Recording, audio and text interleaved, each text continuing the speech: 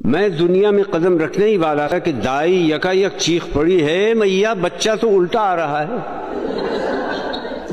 سب عورتوں نے منہ پر ہاتھ رکھ لیے اور جھانک جھانک کر دیکھنے لگیں جیسے کوئی انوکھی بات ہو رہی ہو۔ سارے زمانے میں بچے عموماً سر کے بل پیدا ہوتے ہیں، میرے خیال میں یہ غلط طریقہ تھا۔ آدمی جہاں جاتا ہے اسے پیر کے بل جانا چاہیے نہ کہ سر کے بل۔ میں اپنی طرف سے سیدھا پیدا ہونے کی روایت قائم کر رہا تھا جسے یہ عورتیں الٹا کہہ رہی تھیں۔ سچ ہے عورتوں کی عقل الٹی ہوتی ہے۔ بہرحال اس الٹا پیدا ہونے کا مجھے ساری زندگی بڑا فائدہ ہوا۔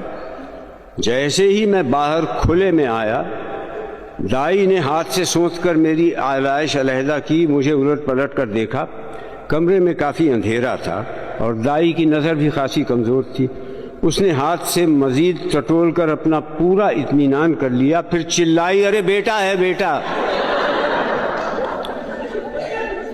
اس کے بعد ہر طرف سے مبارک سلامت کا شور مچ گیا۔ اب ساری عورتیں مجھے سنبھالنے، پوچھنے، لپیٹنے میں لگ گئیں۔ میری بوا بیچاری، میں اپنی والدہ کو بچپن سے بوا کہتا چلا آیا ہوں، ان کے حال پر چھوڑ دیا گیا۔ ان کے منہ پر تھکی تھکی سی مسکراہٹ تھی۔ کسی نے کہا ہے آمنہ کو 5واں بیٹا مبارک ہو، تو مجھے پتا چلا کہ مجھ سے پہلے 4 حضرات اور بھی اس منزل سے گزر چکے ہیں۔ دینی رسم ہے کہ پیدائش کے بعد بچے کے کان میں اذان دی جاتی ہے۔ گھر کے سارے بزرگ اپنی اپنی روزی کی فکر میں گئے ہوئے تھے۔ تلاش کرنے پر حمید ماموں ملے جو باہر چبوترے پر اپنی بلبل شہروز کو پستے بادام کا چوگا کھلا رہے تھے۔ اس بلبل نے ابھی کل ہی محلے میں ایک بڑا میچ جیتا تھا۔ ماموں کو بلایا گیا، وہ جلدی جلدی قمیض پاجامہ اور ٹوپی پہن کر اذان دینے آ گئے۔ اب حمید ماموں پیشہ ور مولوی تو تھے نہیں، نماز بھی سال میں 2-3 بار ہی پڑھتے تھے۔ اذان دیتے وقت جوش میں 3-4 تکبیریں زیادہ پڑھ گئے۔ دوسرا مسئلہ یہ تھا کہ ہمارے ماموں تھوڑا سا ہکلاتے بھی تھے، اس طرح 4 تکبیروں کی 11 تکبیریں بن گئیں۔ دین کی بات تھی مگر میں فی سبیل اللہ فساد نہیں چاہتا تھا، سو خاموش ہو رہا۔ اس زمانے میں پیدائش کی رپورٹ پولیس میں لکھوانے کا رواج نہیں تھا۔ اس کا مجھے آج تک نقصان یہ ہوا کہ آج تک اپنی صحیح تاریخ پیدائش معلوم نہیں ہوئی۔ پاسپورٹ اور ویزے کا فارم بھرتے ہوئے بڑی دشواری ہوتی ہے۔ مجھے ایک تقریب خاص طور پر یاد ہے، اس کا تعلق میری اپنی ذات سے ہے۔ یہ میری ختنے کی تقریب تھی جو پتہ نہیں کیوں بڑی دھوم دھام سے منائی گئی۔ پورے گھر کی صفائی اور چونے کاری کی گئی اور اسے رنگین غباروں اور جھنڈیوں سے سجایا گیا۔ سارا گھر مہمانوں سے کھچا کھچ بھرا ہوا تھا، دیگیں کھنک رہی تھیں، ایک ہنگامہ برپا تھا۔ میرے کپڑے بہت عمدہ تھے، سفید ریشم کا کرتا، لٹھے کا پاجامہ، سنہری بروکیڈ کی شیروانی، سر پر گوٹا لگی چاند تارے والی ٹوپی، گلے میں تازہ پھولوں کے ہار۔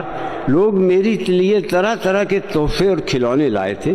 بوا جانتی تھیں کہ میرے لیے بہترین کھلونا ایک دلہن ہو سکتی تھی، سو انہوں نے اس کا بھی انتظام کر دیا۔ ایک دور سے آئی ہوئی میرے رشتے کی کم عمر خالہ کو رنگین کپڑے پہنا کر ہار پھولوں سے تیار کر کے دلہن بنا دیا گیا۔ یہ میری زندگی کا سب سے بڑا دھوکہ تھا۔ ادھر میں زرق برق کپڑے پہنے اپنی دانش میں دولہا بنا ہوا تھا۔ حمید ماموں مجھے گود میں اٹھائے اٹھائے پھر رہے تھے۔ ہر شخص پیار و محبت سے پیش آ رہا تھا۔ میری کچھ سمجھ میں نہیں آ رہا تھا کہ کیا چکر ہے۔ تھوڑی دیر کے بعد ماموں بڑے بہلاوے پھسلاوے سے مجھے مردانے میں لے گئے۔ وہاں سارے مرد مہمان جمع تھے۔ درمیان میں ایک چوکی تھی جس پر گوٹے لگا پیلا کپڑا بچھا ہوا تھا، اوپر ایک سرخ دوپٹہ سائبان کے طور پر تنا ہوا تھا۔ اب ماموں جو مجھے اب تک گود میں لیے لیے پھر رہے تھے، انہوں نے یکایک مجھے اپنے ہاتھوں میں خاص طریقے سے جکڑ لیا اور لے کر چوکی پر بیٹھ گئے۔ میں گھبرایا کہ یہ کیا چکر ہے۔ سامنے دیکھا کہ محلے کا نائی فرش پر اس طرح اور اس قسم کی خطرناک چیزیں پھیلائے بیٹھا ہے۔ میں نے روحانسا ہو کر کسمسانا شروع کیا۔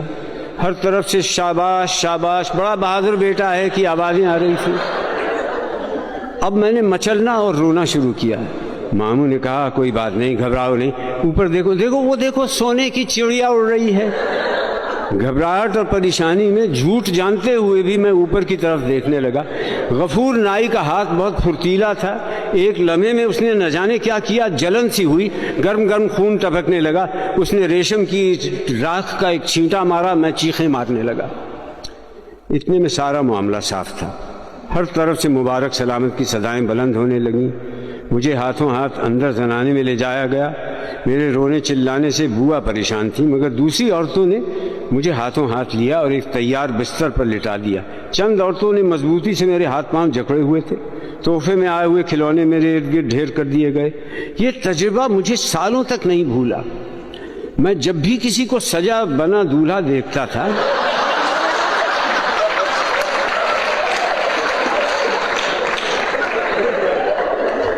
تو ہیبت طاری ہو جاتی تھی کہ اب اس کے ساتھ بھی یہی کچھ ہونے والا ہے۔